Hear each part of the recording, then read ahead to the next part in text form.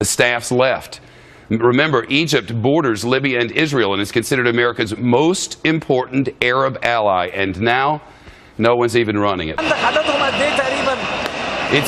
It certainly is extraordinary to watch a moment of great celebration. The military has ousted the government. The people had said, we need talks. The people had said, you're not doing what we elected you to do, Mr. President. He brought in this Islamist ways of thinking, and Islamist rule was going farther and farther toward Islamist rule. The Egyptian people, 70% of all Egyptian people are under the age of 30. 70%. They will now be a part, says the leader of the military, of reforming the government. But this party is just the beginning. As Tim Marshall, the foreign affairs editor for Sky News, our network in Great Britain, put it tonight, there is no way to know what tomorrow brings. Certainly they will have new elections in a matter of just a few short weeks. Hopefully they'll be able to keep the two sides in this conflict, because make no mistake about it, President Morsi and his Islamist government have great support within the country. He was elected democratically, albeit by a narrow margin at 52 to 48%. But he did have a great deal of support among the Islamist faction of the country. Whether they will rise up in some way or attempt to against the military or against their fellow citizens remains to be seen. We can certainly hope not, because what the world needs in Egypt is stability, and the military reflected that just a short time ago. Watching over it all from Tahrir Square for us is our correspondent Connor Powell, who's covered wars in Afghanistan and uprisings in hot spots all around the world for us. It's my understanding, Connor, that these crowds are bigger and louder and more jubilant than they were when Mohamed Morsi came into power. Shepard, we understand is that these are the largest crowds from even before the revolution 2 years ago. I mean, the local staff that we've talked to here said that there are streets that are full of people tonight that have never been full of people before, even during the height of the revolution 2 years ago. So by all estimates, these are the largest crowds. One of our local guys was telling us, remember that 2 years ago, many Egyptians were still scared to go out and protest against the government, against the Mubarak era, and against the military, you should remember. Now Egyptians are fully comfortable to go out and to protest. They came out in mass on Sunday. They never left Tahrir Square. They never left the other cities and streets across all of Egypt, and they have been partying here all night. Really, it started yesterday because they believed last night that the military came out on the side of the opposition here against the military, against the Morsi regime here. And the people here in Tahrir really do believe and have believed for the last, 48 hours or so that the military was going to remove Morsi, was going to remove the parliament that they so disliked. And now their wish has come true. And they've been celebrating with this level of noise for more than 30 minutes now, Shepard. It is quite astounding. Let's go to Jennifer Griffin at the Pentagon. Connor, stay there. Jennifer, big picture. What are we seeing here? Well, Shep, what we're seeing is, in essence, it is a military coup that took place, but it is a military coup, as you heard our Sky counterparts talking about on the ground there. It is a coup with a transition. Now, what we know that the Pentagon has been in daily discussions with the heads of the Army, the Defense Chief Al-Sisi, who we just heard from. They have been very reluctant to talk about what message they were giving to the military. They didn't want to be seen. The U.S. does not want to have been seen as having had any part in this coup.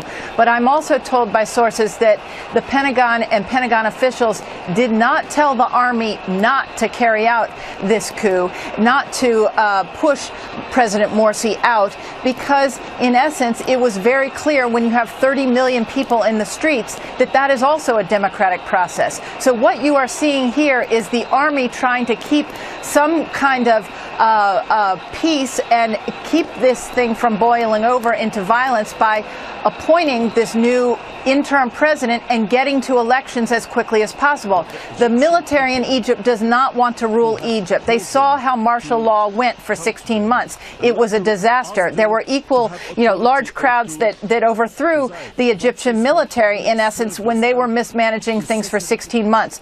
The military in Egypt, however, is the only is the only institution that is seen as viable at this point. And we've seen some reports from Israel, among other places, suggesting that Israeli leaders are also pleased that the Egyptian military took this step. They never were comfortable with President Morsi and the Muslim Brotherhood being in charge of Egypt. I've also heard from sources here in Washington that the Saudi Arabian government is very pleased that this has taken place.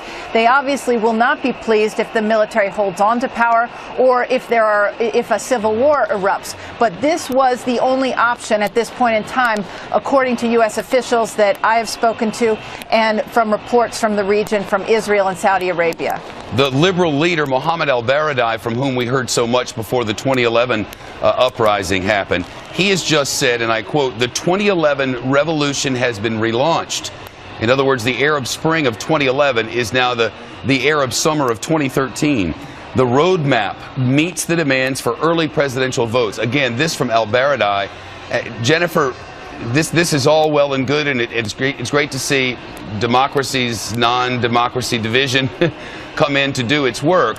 But the truth is, with this sort of thing, you never know what you're going to get, and it is certainly possible, given the numbers and the population spreads there, that someone else from the Muslim Brotherhood could take that throne again.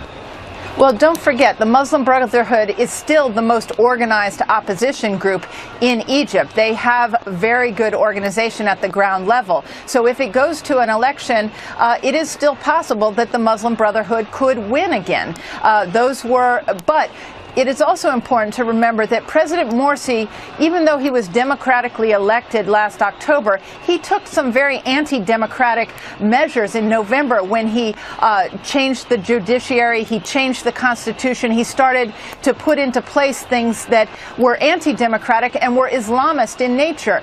And essentially what you're seeing right now, Shep, is Egyptian people saying that they do not want Sharia law, they do not want the Muslim Brotherhood changing the Constitution. If the Muslim Brotherhood wants a seat at the table and to be the president or part of the parliament, then they have to remain democratic and not try and force their own version of democracy, if you will, and Sharia law down the Egyptian people's throats. Jennifer, as our viewers may realize, we're cycling through. We have a number of cameras with the help of Sky News and ours all across Egypt, and this is a pro-Mohammed Morsi, a pro-Morsi group that has gathered more than 300,000, it's my understanding, in Cairo. There seems to be calm now. Are there concerns there or anywhere that some of those who were on the side of the president might turn this into something violent? I think there's always concern when you have this size of crowds and you have competing crowds, and they are equally big from what we're hearing from our reporters on the ground. However, what I'm hearing from Pentagon officials and from other U.S. officials who are watching this closely is that they feel very confident that the Egyptian military is relatively in control. Remember, the U.S. has the Egyptian military securing its embassy right now. The U.S. has not moved any Marines into position to try and secure the embassy. They feel that the Egyptian military is stable and is in a position to protect that U.S. embassy. So that shows how much faith there is in the institution of the Army right now. The Army had moved its tanks in and around those areas where the Muslim Brotherhood supporters and the pro-Morsi supporters were gathered. The reason you're seeing calm there is that, in essence, they are surrounded by the military. The military is not going to let them sort of go and start connecting with these anti-Morsi demonstrators. So again, the next few hours are going to be crucial. It's not clear anytime you have these kind of crowds how things will go. But right now, this was the only option in terms of, from the point of view of many here in Washington who were watching this, they felt that with that many protesters in the streets demanding that the president leave, that some sort of democratic transition had to take place, and the Army was best situated to usher that through. Jennifer, thanks. Our folks on the ground there from both Sky News and Fox News are telling us that these two groups, the pro-Morsi group and the anti-Morsi group, which were their rallies were about a half mile apart, have now come to within just a few blocks of each other. The military leaders who are now, in essence, in charge of the government, tell us that the state police will go in and act if violence comes. But it's almost as if two groups of rival schools are coming together, and they're coming together and meeting on a street. And the fear is that violence will break out just sort of haphazardly there on the streets. Egypt's leading Muslim and Christian clerics backed this army-sponsored roadmap, which suspends the constitution and calls for early presidential and parliamentary elections. They are screaming in the streets and lasering the helicopters above. Jonathan Hunt, who's worked in that region, it is an extraordinary thing to see. Absolutely extraordinary, Shep. It's no doubt that we are witnessing and have witnessed here a military coup. It's a bloodless coup, but a bloodless coup for now. And the great concern tonight is what the Muslim Brotherhood leadership tells its supporters to do next. The military general who we heard making the announcement, General Abdel Fattah al-Sisi, has said the military will deal, quote, decisively with anybody who perpetrates any sort of violent act. So if the Muslim Brotherhood sends its supporters onto the street with orders to attack its opponents, then the military is in the middle. The military will have to referee this. And as I say, it's a bloodless coup, but the best you can say right now is that it is a bloodless coup for now. These are difficult, difficult hours ahead for the Egyptian people. The Muslim Brotherhood must know that if they play right here, once the elections come along in a matter of a couple of weeks,